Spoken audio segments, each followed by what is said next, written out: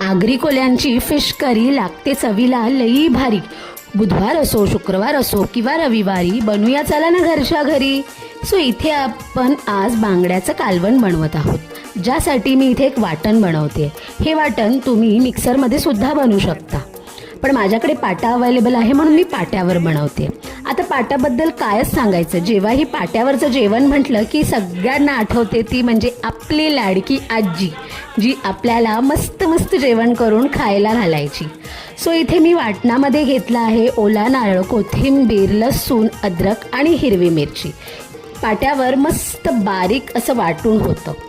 आणि पाट्यावरची चव जर तुम्हाला खायची असेल तर शहरामध्ये तर आपल्याला ते शक्य नाही आहे, पण जेव्हाही आपण गावी जातो त्यावेळी पाट्यावरचं वाटण करून नक्की तुम्ही जेवण बनवा.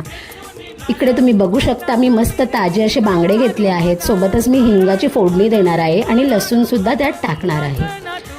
सो सगळ्यात आधी आपण इथे माशांना मसाले लावून घेऊया. हळद, लाल तिखट आणि शेवटी आपण इथे थोडासा गरम मसाला घालणार आहोत. बांगडा जो असतो तो थोडा वईस असतो म्हणून मी इथे कोकम घालते. नंतर आपल्या कालवणाला जेवढं काही मीठ लागणार आहे तो सुद्धा मी इथे आता घालून घेतला आहे. आपण इथे फोडणीची तयारी करून घेतली आहे. कढईत मी तेल तापवायला ठेवलं होतं, त्यात मी हिंग घातली आहे आणि लसूण जे वाटून घेतलं होतं तेही त्यात मी आता घालत आहे. लसणाला छान असं गोल्डन सोनेरी कलर येईपर्यंत होऊ द्यायचं. आपण आता इथे जे वाटण करून ठेवलं होतं ते छानपैकी आपल्या माशांना लावून घ्यायचं आहे. एकदम असं एकजीव करून घ्यायचं आहे. अशा पद्धतीने तुम्ही एकदा कढी बनवून बघाच, तुम्हाला खरंच त्याची चव खूप भारी वाटेल.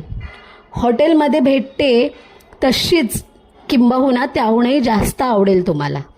सो आपलं वाटण हे मस्त पद्धतीने मी इथे लावून घेतलं आहे.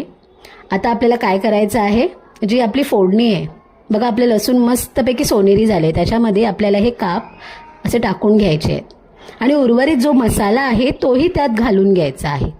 थोडंसं हातानेच त्याला असं हलवून घ्यायचं आणि मग त्याच्यामध्ये आपल्याला पाणी घालून घ्यायचं आहे. जितकं पण तुम्हाला कढी बनवायची आहे, कालवण बनवायचं आहे, तितकं तुम्ही त्याच्यामध्ये पाणी ॲड करून घ्यायचं. बस आहे ना झटपट. आता काही नाही, आता फक्त हे कालवण होऊ द्यायचं. ह्याला मस्तपैकी आता उकळी आली की आपलं कालवण रेडी. छान तयार झाली आहे आपली